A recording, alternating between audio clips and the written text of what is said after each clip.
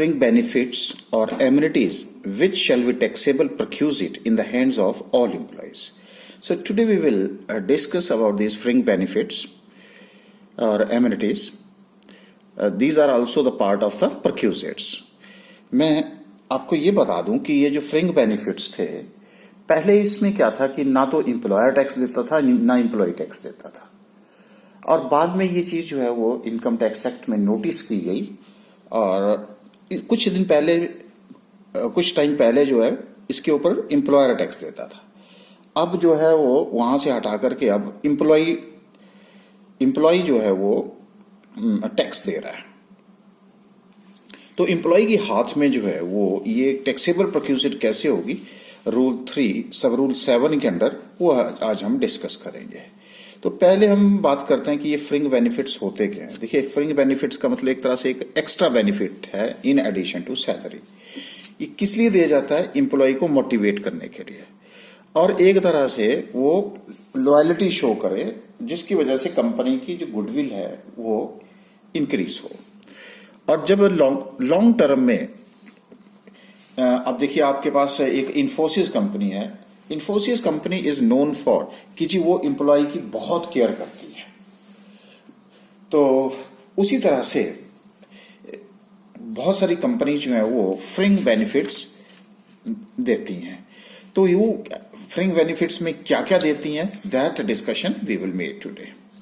तो पहला है हमारे पास इंटरेस्ट फ्री लोन और loan at concessional rate of interest. तो ये एक इंटरेस्ट फ्री है और एक कंसेशनल है। वैसे मैं आपको बता दूं कि this is the common practice particularly in case of the financial institutions. जैसे आप मान लीजिए कि LIC है, आपने सुना होगा कि जी LIC के एम्प्लॉय को जो अगर वो लोन लेना चाहे तो उसको 4% रेट ऑफ इंटरेस्ट के ऊपर, मतलब कंसेशनल रेट ऑफ इंटरेस्ट के ऊपर जो है वो लोन दिया जाता है।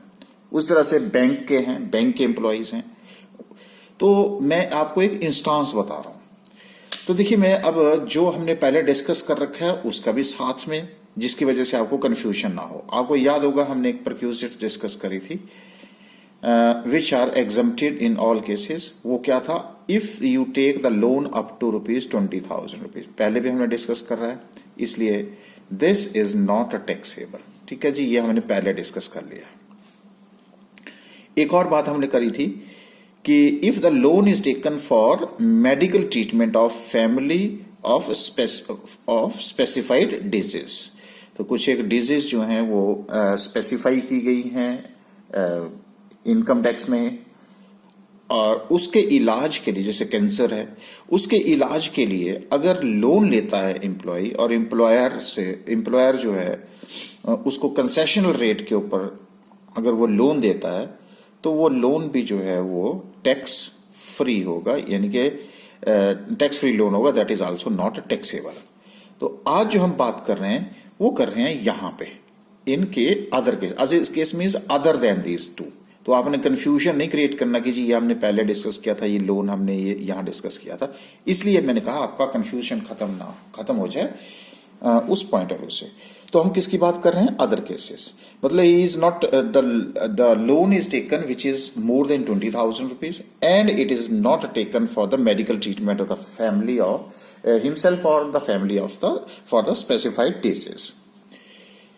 तो अदर केसेस में क्या होगा? अदर केसेस में जो भी हमने पहले भी आपसे SBI इंटरेस्ट की बात करी थी, SBI interest rate less interest charged, इन दोनों का जो बीच का जो डिफरेंस होगा, that amount is to be known here as the value of the tribute. तो इसलिए इसकी क्या करते हैं हम? वैल्यूएशन करते हैं। और जो वैल्यूएशन होगी वो कैसी होगी? SBI इंटरेस्ट रेट, और वो इंटरेस्ट रेट जो है वो प्रीवियस ईयर 1 अप्रैल को जो है वो प्रीवियस ईयर का रेट ऑफ इंटरेस्ट देखा जाता है और एम्प्लॉय से कितना चार्ज करेगा। अब मान लीजिए कि अगर रेट ऑफ इंटरेस्ट है SBI का मान लो 8.65%, अगर वो चार्ज 0 करता है तो समझ लो आपको बेनिफिट कितना हुआ? 8.65%। अगर मान लीजिए कि 8.65% है लेकिन एम्प्लॉयर आपसे चार्ज कर रहा है 3.65%, इसका मतलब 5% जो है आपको क्या हुआ? कंसेशन हो गया। तो 5% रेट ऑफ इंटरेस्ट लगा करके आपने जो भी आउटस्टैंडिंग अमाउंट है उसके ऊपर कैलकुलेट करके आपने उसकी वैल्यू ऑफ परक्यूजिट कैलकुलेट करनी है। चलिए मैं आपको एक कैलकुलेशन करके बताता हूं। ये है mister x took loan of ₹5 lakhs, ठीक है जी। कितना? 1 दिसंबर 2018 को इसने ये लोन लिया। रेट ऑफ इंटरेस्ट है 5.65%। Loan repayable eight 5,000 per month, हर महीने 5,000। लेकिन ये जो 5,000 रुपए का लोन है that would commence after 3 months from the date of taking loan, यानी कि 1 दिसंबर के 3 महीने के बाद जो है वो लोन वापस करना शुरू कर देगा। Calculate value of perk taxable for the previous year 2019-20। तो जब 2019 की बात कर रहा हूं, 20 की बात कर रहा हूं, इसका मतलब मुझे अगर आपको बहुत सारे रेट ऑफ इंटरेस्ट दे रखे होंगे तो आपने 1 अप्रैल जैसे यहां 2019 है तो वो आपने लेना है। और एसबीआई का रेट आपको रेडीमेड दिया होगा। एसबीआई रेट वैसे भी अगर नहीं है तो भी आपको पता होना चाहिए कि ये 8.65%। तो SBI rate that is 8.65% as on 1 April 2019। ये बात मैंने पहले भी आपसे शेयर की हुई है। तो चलिए जी हम कैलकुलेट करते हैं। तो पहले calculation of the value of perk taxable. Interest to be calculated at 3%। क्यों करना पड़ेगा? क्योंकि प्रिस्क्राइब रेट कितना है जी? 8.6%। और एक्चुअल रेट आप कितना पे कर रहे हैं? 5.6%, जो मैं आपसे अभी शेयर कर रहा था। इसका मतलब डिफरेंस इज 3%, और 3% क्या आपको एक तरह से कंसेशन मिल रहा है, और उसी कंसेशन के ऊपर आपकी वैल्यू कैलकुलेट होगी। तो देखिए हमने कितना लिया? बैलेंस एज ऑन 1 दिसंबर 2018 को 5 लाख रुपए का लोन लिया। फिर उसके बाद हमने 3 महीने के बाद हमने उसकी रीपेमेंट शुरू करी। तो दिसंबर, जनवरी, फरवरी एंड मार्च। तो अब फरवरी और मार्च में हमने पहली इंस्टॉलमेंट दे दी। तो 5 लाख माइनस, क्योंकि दिसंबर, जनवरी, फरवरी खत्म, मार्च में आपने जो है वो 31 मार्च को तो पहली इंस्टॉलमेंट दे दी। तो आपके पास वैल्यू आ गई 495,000। ये आउटस्टैंडिंग बैलेंस है। और आपको चाहिए 1 अप्रैल को पहले। तो बैलेंस एज ऑन 1 अप्रैल 2019 कितना हुआ जी? 495,000। उसके बाद आपने हर महीने क्या किया? 5,000 की पेमेंट करी। तो इसलिए ये आपका बैलेंस क्या होता गया? रिड्यूस होता गया। ये देखिए रिड्यूस हो गया, रिड्यूस हो गया। ये लो जी, अब आपने क्या कर दिया? इस बैलेंस को आपने रिड्यूस 5,000 रुपए से क्या हो गया जी? रिड्यूस हो गया, रिड्यूस हो गया। और हमें 31 मार्च तक ये कैलकुलेशन करनी थी। अब रेट क्या है जी? हमारा 3% है। तो 3 डिवाइडेड बाई 100 इंटू 1/12, एक महीने का कैलकुलेशन करी हमने। ये फार्मूला लगाया, फार्मूला लगा करके कैलकुलेशन करी तो ये वाला अमाउंट आ गया। इस तरह से क्या है? ये देखिए आप रिड्यूस हो रहा है, क्योंकि बैलेंस भी क्या हो रहा है आपका? रिड्यूस हो रहा है। रिड्यूस हो रहा है तो इसके बाद हमने ये कैलकुलेशन करी। कैलकुलेशन करने के बाद इसका टोटल किया, और टोटल करने के बाद क्या हुआ? वैल्यू ऑफ द पर्क आ गई। इस तरह से हम वैल्यूएशन करते हैं इंटरेस्ट फ्री, या तो ये कंसेशनल था। अगर मान लीजिए कि वो 0 लेता है तो हम कैलकुलेशन किससे करते? 8.65%। तो ये क्या हो जाता? इंटरेस्ट फ्री लोन हो जाता। तो मुझे लगता कि अब आपको ये कैलकुलेशन भी आ गई। और ये जो कैलकुलेशन है हमने वो किसके लिए करनी है? वो कैलकुलेशन करनी है अपनी यहां पे। पहले आपने देखना कि ना तो लोन जो है इस पर्पस के लिए लिया है, ना इस पर्पस के लिए है, सिर्फ इसी पर्पस के लिए लोन लिया गया है। ओके, अब उसके बाद हमारे पास नेक्स्ट आ जाती है the valuation of perquisite in respect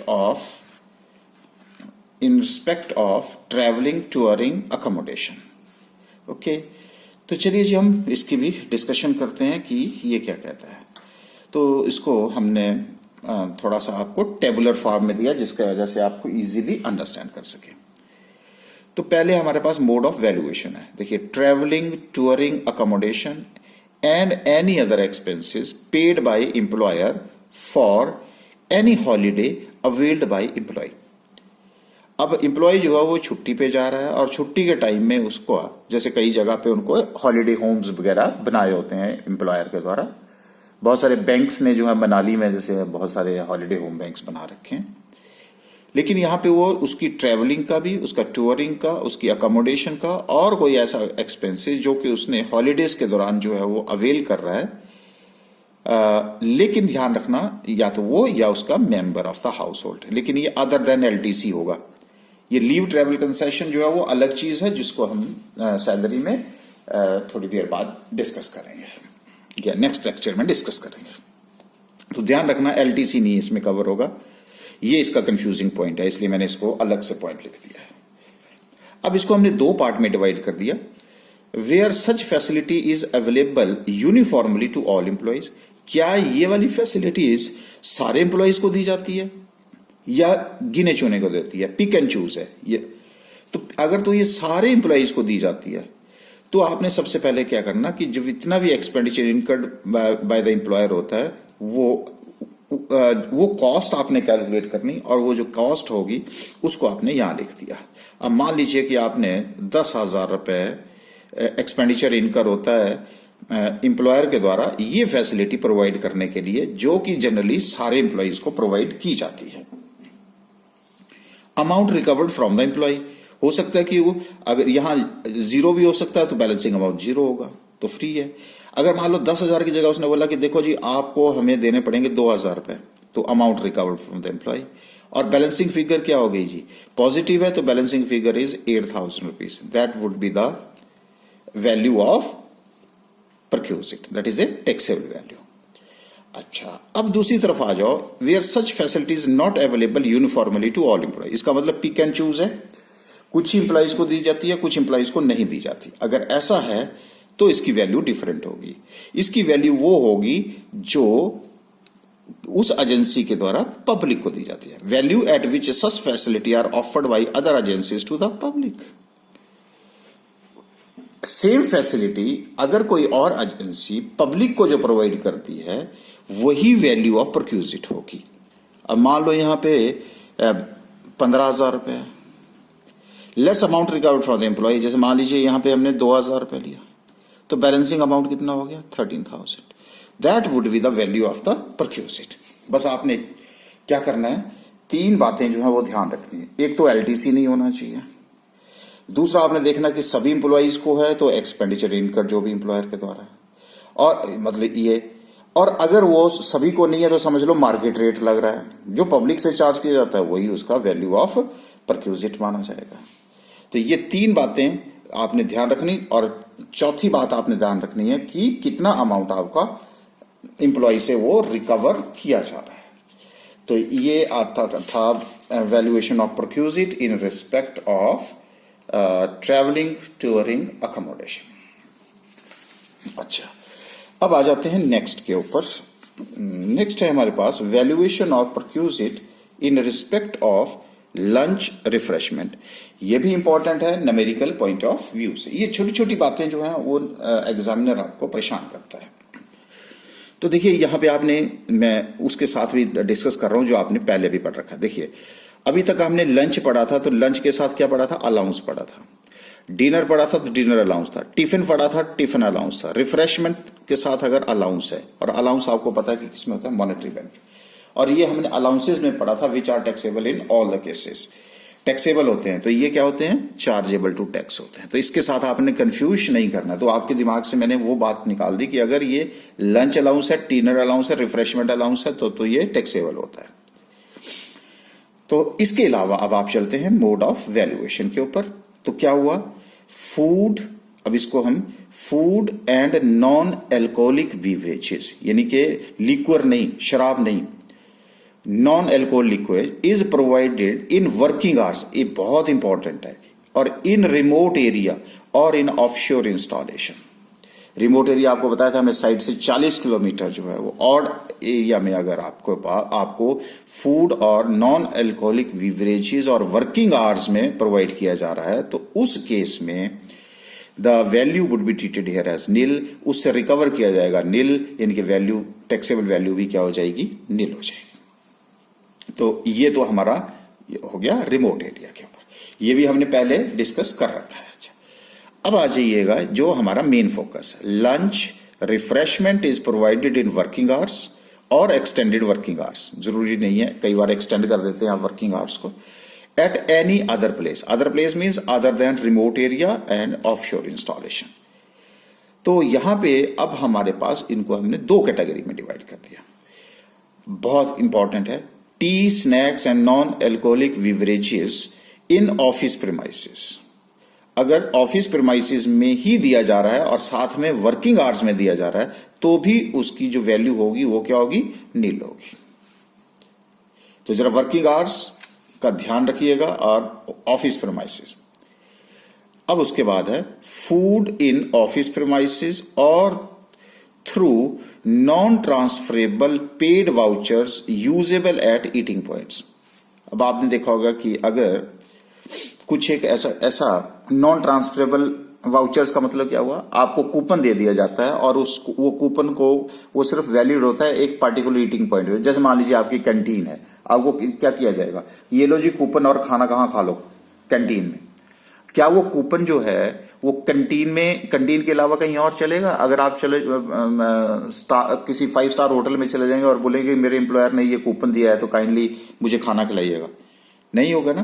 तो इसलिए क्या होता, उसको क्या बोलते हैं हम, नॉन ट्रांसफरेबल, यानी कि जहां का कूपन दिया गया है वहीं खर्च होगा। अब आपने देखा होगा कई बार मॉल्स में आप ईटिंग पॉइंट पे जाते हैं और ईटिंग पॉइंट के ऊपर जो है वो आपको एक कूपन प्रोवाइड करते हैं और वो कूपन लेकर के आप लाइन में लेकर के अपना खाना लेते हैं। तो क्या वो कूपन कहीं और जगह पे उसकी परचेजिंग पावर है? नहीं है ना, नॉन ट्रांसफरेबल है। क्लियर हो गया जी। तो या तो आपको फूड दिया जाता है या उस फूड के बजाय में वाउचर दे दिया जाता है, वो भी आपका उससे भी आप खाना ही खाओगे।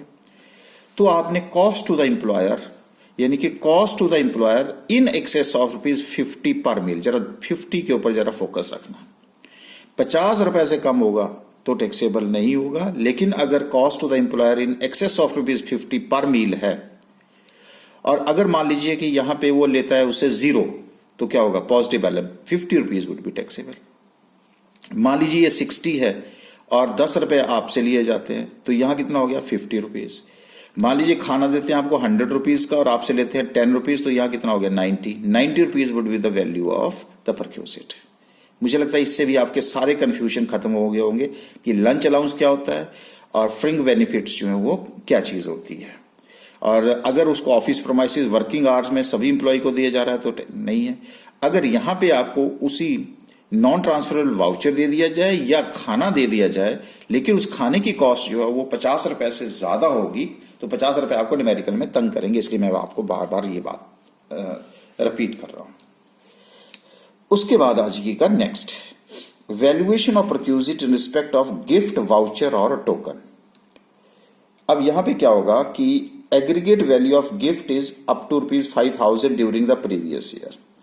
5,000 रुपए तक, अगर एक साल में एग्रीगेट वैल्यू 5,000 रुपए तक अगर आपको कोई गिफ्ट दिया जाता है तो value is taken here as nil. लेकिन दूसरा आपके पास है कि aggregate value of the gift is more than ₹5,000। तो जितनी भी 5,000 रुपए से, पर एक ध्यान रखना, हमने एक जो गिफ्ट हमने डिस्कस करी थी वो ब्लड रिलेशन में, वो अलग चीज है। यहां कौन दे रहा है, एम्प्लॉयर एम्प्लॉय को दे रहा है, ये ध्यान रखना। वैल्यू इन एक्सेस ऑफ ₹5,000, मान लो 7,000 है तो 5,000 से ज्यादा 2,000 रुपए जो है वो टैक्सेबल वैल्यू होगी। एक और आपसे हमने, gift in the form of cash और convertible into cash are outside the ambit of this rule. अगर आप गिफ्ट कैश फॉर्म में देते हैं तो जरा न्यूमेरिकल में, बस एग्जामिनर ये छोटे छोटे पॉइंट से आपको कंफ्यूज करेगा, लेकिन आपके जब कंसेप्ट क्लियर होंगे तो आप एकदम से स्ट्राइक कर जाएगा आपके माइंड में कि अच्छा ये तो कैश है, ये जो इमीडिएटली कैश में कन्वर्ट हो सकता है, जैसे चेक दे दिया। तो वो चीज जो है आपने अवॉइड करनी है, वो परक्यूजिट की वैल्यू में इस रूल के अंडर नहीं आएगी। नेक्स्ट है हमारे पास valuation of perquisite in respect of credit card facility. आपको पता है कि आजकल डेबिट कार्ड और क्रेडिट कार्ड फैसिलिटी में आप जितना पैसा आपके अकाउंट में नहीं है उससे ज्यादा जो है आप अपना पैसा खर्च कर सकते हैं। तो अब आपको पता है क्रेडिट कार्ड को लेने के लिए क्या किया जाता है। एक तो भाई जिस दिन हम क्रेडिट कार्ड लेते हैं उस दिन हमें एक लमसम सा अमाउंट जो है वहां देना पड़ता है। उसके बाद आपको एक एनुअल चार्जेस आपको देने पड़ते हैं। ये तब जाकर के आप उसकी क्रेडिट कार्ड फैसिलिटीज अवेल कर सकते हैं। तो वही हम बात कर रहे हैं कि अगर जो क्रेडिट कार्ड फैसिलिटी है that is used for personal और private purpose of the employee. आपने क्रेडिट कार्ड फैसिलिटी दे दी, तो उस केस में value is equal to the expenses, membership fee and annual fee. ये आपके स्टार्टिंग में है और ये आपके एनुअल चार्जेस हैं इनकर्ड बाय द एम्प्लॉय, अगर एम्प्लॉय के द्वारा किए जा रहे हैं, और रिम्बर्स किसके द्वारा किए जा रहे हैं, एम्प्लॉयर। इसका मतलब दोबारा से आपके पॉकेट में चले गए। तो जो भी ये खर्चा होगा, जितने भी एक्सपेंसेस होंगे, that would be the value of the perquisite. लेकिन if that a credit card facility is used wholly and exclusive for official duties, then the value would be treated here as nil. तो यहां पे इसका मतलब है जो actual expenses या membership fees या annual fees which is paid by the employer, या एम्प्लॉय ने कर दी तो रिम्बर्स अगर कर दी गई तो वो बन जाएगी आपकी वैल्यू, और अगर आपने ऑफिस पर्पस के लिए, ऑफिशियल ड्यूटीज के लिए की है, तो उसकी वैल्यू जो है आपकी हो जाएगी नील। ओके, अब आ जाइए हम नेक्स्ट आता है हमारा valuation of perquisite in respect of club expenditure और मेंबरशिप। अब आपको पता होगा कि बहुत सारे जो एम्प्लॉयज हैं उनको एक क्लब की मेंबरशिप जो है वो दिलवाई जाती है, और उनको वो वहां पे जाकर के पूरा एंजॉय कर सकते हैं जो भी फैसिलिटीज क्लब में है, तो वो बात करते हैं। देखिए यहां पे क्या है कि ये आपके पास है रेप्यूटेड क्लब, ठीक है जी, और रेप्यूटेड क्लब ये इंडिपेंडेंटली काम कर रहा है। हो सकता है कि ये एम्प्लॉयर के द्वारा भी ओन किया जाए, या हो सकता है कि ये अलग से है लेकिन एम्प्लॉयर ने किराए पे ले रखा है। ये आप एम्प्लॉयर है तो ये this may be belong to employer, और यहां का जो मेंबर ऑफ क्लब है, सीनियर कॉर्पोरेट एम्प्लॉयज, कुछ एक एम्प्लॉयज, वो इस क्लब के मेंबर हैं और इन क्लब की जो फैसिलिटी है उसको वो अवेल कर रहे हैं। लेकिन ये जो मेंबरशिप फीस है, या तो ये एम्प्लॉयर के द्वारा पेड की जा रही है, या फिर पूरा का पूरा खर्चा अगर उसका अपना होगा तो पूरा का पूरा खर्चा कौन मीट आउट कर रहा है, एम्प्लॉयर कर रहा है। तो क्या हुआ जी, एम्प्लॉयर के द्वारा जितने भी उसके सीनियर कॉर्पोरेट एम्प्लॉय, कोई भी एम्प्लॉय जो है, उनको एक क्लब की फैसिलिटी दी जा रही है, और जो क्लब की फैसिलिटी है उसका खर्चा जो है वो कौन मीट आउट कर रहा है, एम्प्लॉयर, और एम्प्लॉय वहां जाकर के as a member of the club enjoying all the facilities. ठीक है जी यहां तक। ओके, तो क्या होगा जी, club facility used for private purpose, तो क्या होगा, value in the expenditure incurred by the employer including the amount of annual और पीरियोडिकल फीस। तो इसका मतलब है यहां पे क्लब किसी और का है, और एम्प्लॉय जो है वो अपनी सारी जो फैसिलिटी है क्लब में वहां वो इंजॉय कर रहा है। एम्प्लॉयर उसका जितना भी खर्चा होता है, चाहे वो मेंबरशिप फीस है या उसकी जो भी एक्सपेंडिचर हो रहा है, जितना भी पे करेगा, that would be the value of the perquisite in the hands of the employee. Facility दे रहा है लेकिन ऑफिशियल ड्यूटीज के लिए है, then the value is treated here as nil. अच्छा, एक और जो क्लब्स हैं ये था other than health and sports club. कुछ एक आजकल बिजनेस कंसर्न्स ने हेल्थ एंड स्पोर्ट्स क्लब्स बना रखे हैं, मेडिटेशन है या कोई और, जिसकी वजह से एम्प्लॉय की परफॉर्मेंस बढ़े।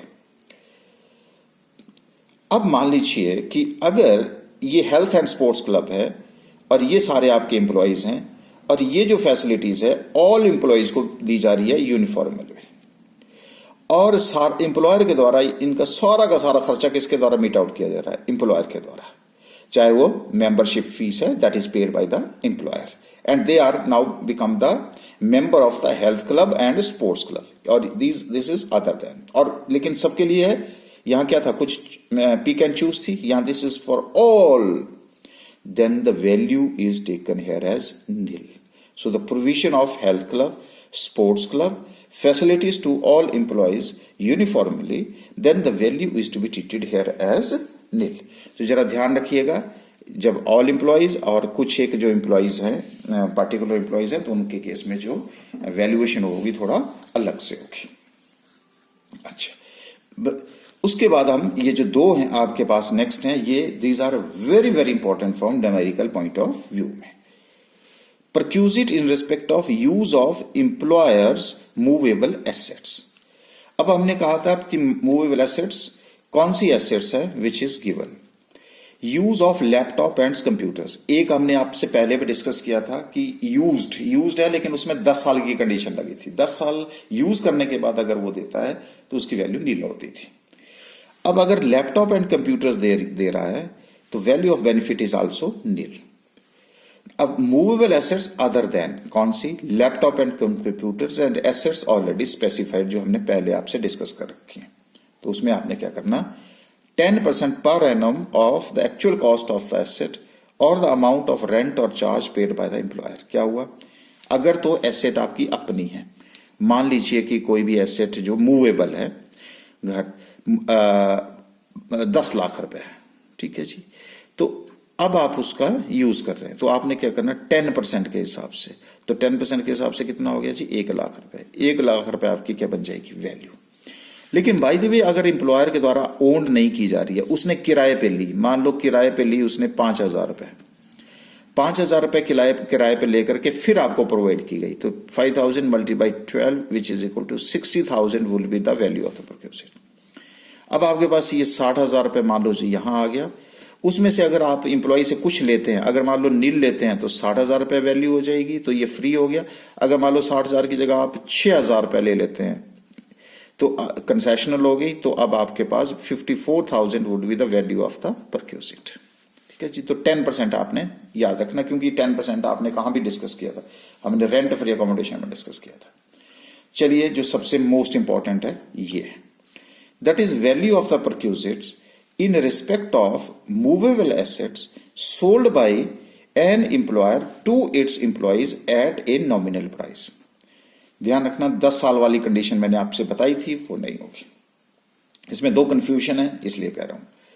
तो पहले आप कैलकुलेशन कैसे करेंगे वो आपको बता देता हूं। Actual cost of the asset to the employer, ठीक है, ले लिया जी, यानी कि जो भी वैल्यू होगी एसेट जब परचेज किया होगा उस टाइम की क्या वैल्यू है एम्प्लॉयर की, minus cost of nominal wear and tear. अब nominal wear and tear means इसका मतलब 10 साल से कम है ना वो, तो कितने साल एम्प्लॉयर ने उसका यूज किया उसकी। अब मान लीजिए कि मैं आपको इसको डिस्कस करूंगा। कॉस्ट ऑफ नॉर्मल वियर यानी कि डेप्रिसिएशन चार्ज करेंगे जितने साल उसने यूज किया, उसी को बोलते हैं हम cost of normal wear and tear. वो माइनस कर दी, आपके पास वैल्यू आ जाएगी। उसके बाद आप मैंने उसमें से कितना अमाउंट रिकवर किया इंप्लॉय से, वो उसमें से माइनस कर देंगे, बाकी की जो वैल्यू है that would be the value of the perquisite. अब यहां पे जो परेशानी क्या है वो है cost of normal wear and tear की। वो क्या है वो मैं आपसे शेयर करता हूं, क्योंकि यही आपको कंफ्यूज करेगा। अगर तो वो कंप्यूटर है और इलेक्ट्रॉनिक आइटम है तो आपने 50% का रेट लगाना डेप्रिसिएशन का, और वो भी किस मेथड के ऊपर, return down value method for each completed years of usage.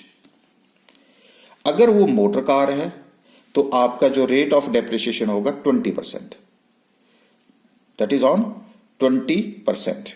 लेकिन ये जो 20% और मेथड कौन सा होगा, रिटर्न डाउन वैल्यू ही होगा for each completed years of the usage. अब आ जाता है अदर देन दीज टू, वहां पे आपके पास रेट होगा 10% ऑफ द एक्चुअल कॉस्ट, लेकिन यहां मेथड चेंज हो जाएगा और मेथड लगेगा स्ट्रेट लाइन मेथड। बस यही कंफ्यूजन है। तो आपने एक तरह से देख लीजिएगा कि इलेक्ट्रॉनिक आइटम्स और मोटर कार के ऊपर रिटन डाउन वैल्यू लगता है और एनी अदर एसेट्स के ऊपर 10% ऑफ द एक्चुअल कॉस्ट लगता है, और मेथड भी कौन सा लगेगा, स्ट्रेट लाइन मेथड लगेगा। चलिए, मैं इस कंसेप्ट को आपको एक क्वेश्चन, एक केस स्टडी से समझाने की कोशिश करता हूं। ये देखिए, an AC air conditioner was transferred by employer to Mr. A for ₹26,000 on 1st December 2019.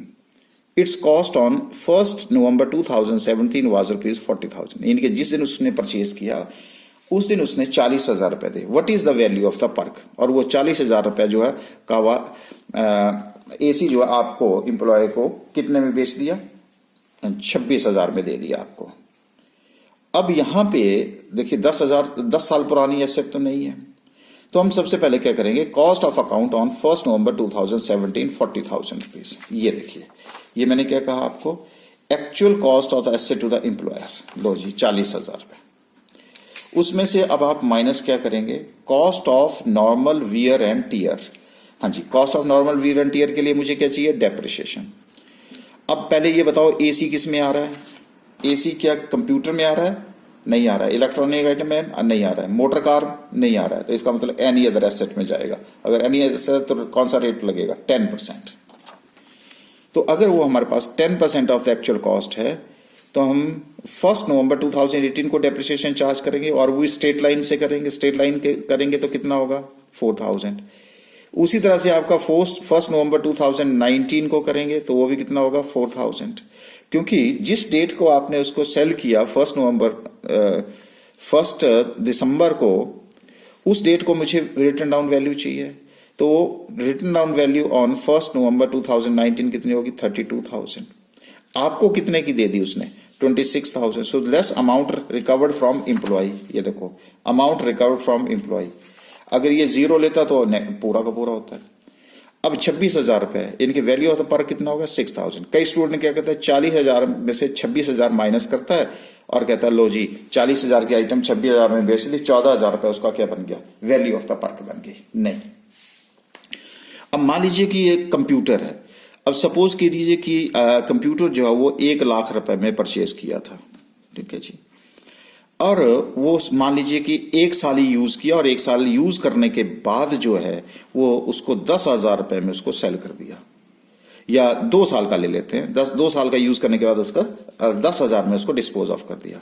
तो क्या हुआ जी, कंप्यूटर ये है और कंप्यूटर के ऊपर जो डेप्रिसिएशन लगेगा वो 2 साल का लगेगा। तो 50% के हिसाब से 50% कितना हो गया जी 50,000 रुपए। रिटर्न डाउन वैल्यू कितनी रहेगी 50,000। अब दोबारा से डेप्रिसिएशन जो होगा किस बेस के ऊपर होगा, रिटर्न डाउन वैल्यू के ऊपर। तो अब 25,000 क्या आ गया जब मेरा वैल्यू आ गई उसकी, लेकिन उसको हमने कितना अमाउंट रिकवर किया एम्प्लॉय से 10,000। इसका मतलब आपकी पॉकेट आपको फायदा कितना हो रहा 15,000। That would be the value of the perquisite. अब मुझे लगता है ये क्लियर हो गया। Actual cost of asset to the employer minus cost of normal wear and tear और minus amount recovered from employ, ये हमेशा आपको न्यूमेरिकल में मिलेंगे। इसलिए आपने बस ये ध्यान रखना है कंप्यूटर, मोटर कार और एनी अदर एसेट 50%, 20% एंड 10%, ये 3 रेट ऑफ इंटरेस्ट हैं जो आपने माइंड में रखने हैं। और कैलकुलेशंस तीनों के लिए बस सिर्फ फर्क क्या है, यहाँ रिटर्न डाउन वैल्यू है, यहाँ स्ट्रेट लाइन। तो मैंने दोनों आपको जो है वो इस केस स्टडी की हेल्प से जो है वो बता दिए। मुझे लगता है ये कंसेप्ट भी आपका क्लियर होगा। तो ये थी हमारी परक्यूजिट्स। अब हम नेक्स्ट लेक्चर में जो है वो जो डिस्कस करेंगे वो रिटायरमेंट बेनिफिट्स डिस्कस करेंगे। और ये हमारा अब अलाउंसेस भी कवर हो गया और परक्यूजिट्स भी कवर हो गया। तो परक्यूजिट्स में हमारे पास छोटी छोटी बातें, तभी मैंने कहा था कि बहुत सारे प्रोविजंस हैं यहाँ इनकम टैक्स में, जिसको हमने फिर एक कॉम्बो फॉर्म में जो है वो अप्लाई करने होते हैं न्यूमेरिकल में। इसलिए जो है वो ये this is a very comprehensive, और जिसको कि आपको माइंड में रख करके इकट्ठे जो है वो अप्लाई करना होता है। तो बच्चों अब इन परक्यूजिट्स की आप बुक में जितने भी न्यूमेरिकल्स हैं वहां कहां कहां कैसे कैसे अप्लाई हुआ है उसकी आप प्रैक्टिस कीजिए, और प्रैक्टिस करके आप और ज्यादा जो है वो लर्न करेंगे और फिर बहुत पावरफुल बन जाएंगे income from salary, income under the head of salary.